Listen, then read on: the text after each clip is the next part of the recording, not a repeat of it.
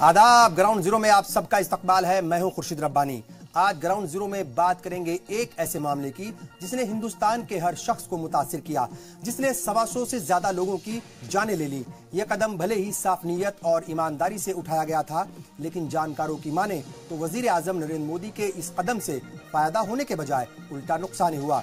दरअसल आज हम बात करेंगे नोटबंदी की। ब्लैक मनी, फेक करेंसी और दहशतगर्दी के खात्मे के नाम पर की गई नोटबंदी पर आरबीआई की फाइनल रिपोर्ट जारी होने के बाद मोदी हुकूमत अब अपोजिशन पार्टीज के निशाने पर है। आरबीआई की इस रिपोर्ट पर न सिर्फ सियासी हलकों में हंगामा मचा है, बल्कि आम लोग भी अब ये चर्चा करने लगे हैं कि क्या नोटबंदी मोदी हुकूमत का जल्दबाजी में उठाया गया कदम था या फिर ये गलत फैसला था, और क्या मोदी हुकूमत जो है उसने ये गलत फैसला किया था, और क्या मोदी के लिए खोदा पहाड़ और निकली चूहिया ये साबित हुआ ये जो पूरा का पूरा फैसला था। आज ग्राउंड जीरो में नोटबंदी के हर पहलू से आपको कराएंगे बाखबर। इसके अलावा इस रिपोर्ट पर हमारा तज्जिया होगा, साथ ही आपको बताएंगे कि रात में कम नींद लेने से कैसे आपकी सेहत को पहुंच सकता है नुकसान।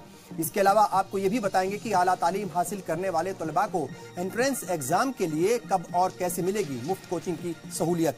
साथ ही आपको ऑस्ट्रेलिया के मेलबर्न शहर के बारे में भी देंगे कुछ अहम जानकारी। नोटबंदी के करीब 22 महीने बाद आरबीआई ने जो अपनी रिपोर्ट पेश की है, उससे मोदी हुकूमत परेशानी में आ गई है। अपोजिशन पार्टीज जहां आरबीआई की इस रिपोर्ट की बुनियाद पर मरकजी हुकूमत पर हमलावर हो गई, वहीं मोदी हुकूमत एक बार फिर से नोटबंदी के फायदे गिनाने में जुट गई है। वर्तमान में जारी 500 रुपए और 1000 रुपए के करेंसी नोट लीगल टेंडर नहीं रहेंगे।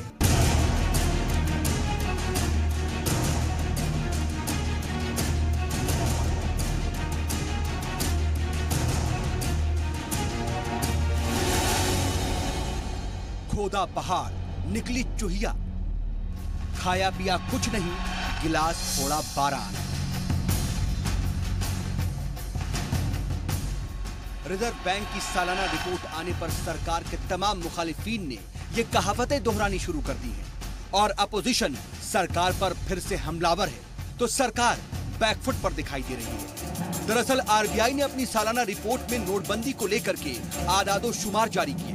आरबीआई ने तकरीबन 22 महीने बाद नोटबंदी की फाइनल रिपोर्ट जारी की है, जिसके तहत आरबीआई ने बंद हुए 500 और 1000 के नोटों की गिनती पूरी कर ली है। रिपोर्ट के मुताबिक बंद किए गए 500 और 1000 के 99.3% नोट रिजर्व बैंक के पास वापस आ गए। आरबीआई ने सालाना रिपोर्ट में बताया कि 8 नवंबर 2016 को 500 और 1000 के 15.44 लाख करोड़ रुपए सिस्टम में थे। उसमें से 15.31 लाख करोड़ रुपए बैंकों के जरिए वापस आ गए। मतलब ये कि कुल पैसों का 99.3% बैंकों में वापस लौट आया और महज 10,720 करोड़ रुपए ही वापस नहीं लौटाए गए। रिपोर्ट के मुताबिक मार्च 2018 के आखिर तक सिस्टम में 18.37 लाख करोड़ रुपए सर्कुलेशन में थे। रिपोर्ट से साफ है कि 8 नवंबर 2016 को पीएम मोदी की नोटबंदी के ऐलान के बाद 99.3% नोट बैंकिंग सिस्टम में वापस लौट आए। रिपोर्ट के बाद सियासी गलियारों में भी सरगर्मी तेज हो गई।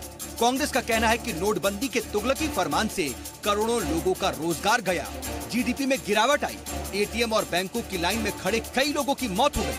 कांग्रेस ने नोटबंदी के लिए पीएम मोदी से देश से माफी मांगने का भी मुतालबा किया।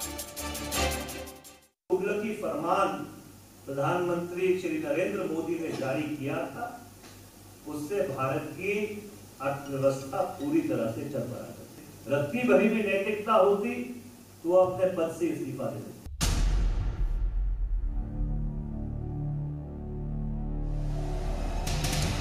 अपोजिशन जमातों के तमाम लीडरान ने भी रिपोर्ट के बाद सोशल मीडिया पर सरकार को घेरा, तो कांग्रेस समेत अपोजिशन जमातों के हमले पर बीजेपी यूपीए की मुआशी पॉलिसी पर सवाल खड़े करते हुए नोटबंदी के फायदे गिनाती नजर आई।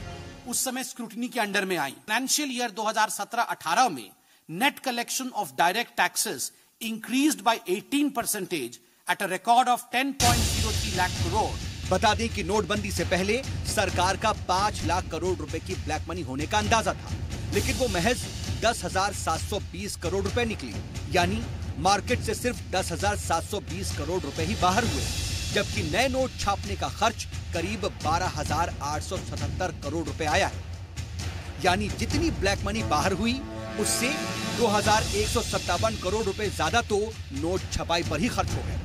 आरबीआई की रिपोर्ट के बाद सरकार भले ही उसके फायदे गिनाने में मशगूल हो गई हो, लेकिन असल में तो उसे इसका मुतालबा करना ही चाहिए कि जिस मकसद से नोटबंदी की गई थी, क्या वो मकसद हासिल हुआ। जी सलाम के लिए सऊद मोहम्मद खालिद की रिपोर्ट।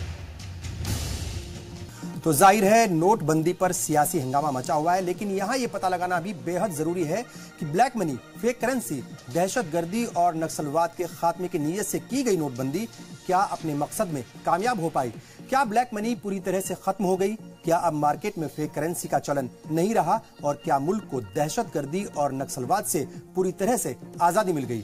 पेश है इन तमाम हालात को बयान करती एक और रिपोर्ट। मध्यरात्रि यानी 8 नवंबर 2016 की रात्रि को 12 बजे से वर्तमान में जारी 500 रुपए और 1000 रुपए के करेंसी नोट लीगल टेंडर नहीं रहेंगे। ये मुद्राएं कानूनन अमान्य होगी।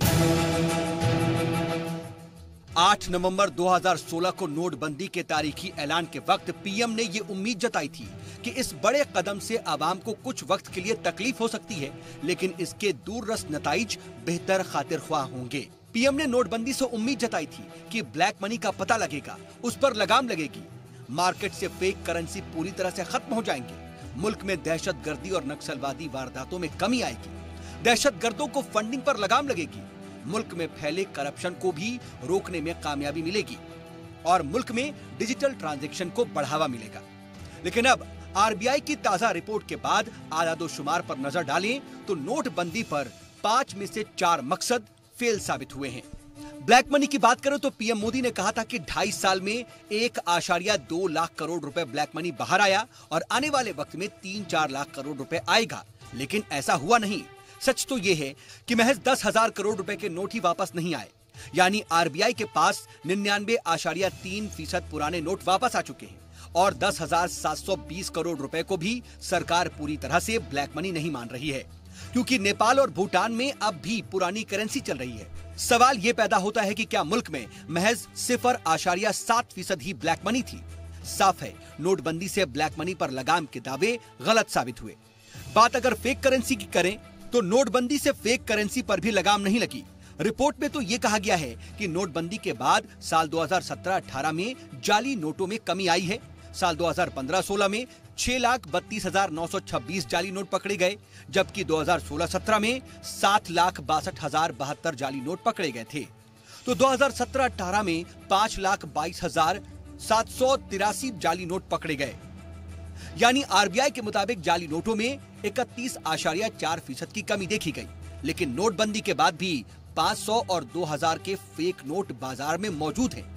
आरबीआई के मुताबिक अब तक बैंकों में 500 रुपए के 9,892 नए जाली नोट पाए गए और 2000 रुपए के 17,929 जाली नोट मिल चुके हैं। साफ है नोटबंदी के बाद भी फेक करेंसी पर लगाम नहीं लग पाई। बात अगर दहशतगर्दाना वारदातों की कमी की करें तो यहाँ भी नोटबंदी अपने मकसद में फेल नजर आती है।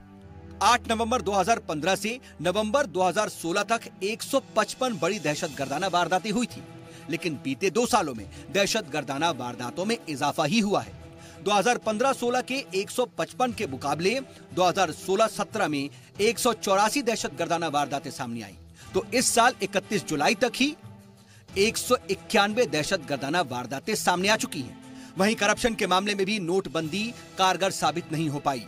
नोटबंदी से करप्शन पर भी खातिर ख्वाह नताइज हासिल नहीं हुए। हाल ही में ट्रांसपेरेंसी इंटरनेशनल की रिपोर्ट सामने आई।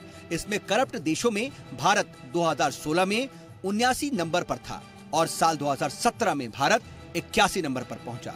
वहीं नोटबंदी के बाद नए नोटों से भी घूस लेने के तमाम मामले सामने आए।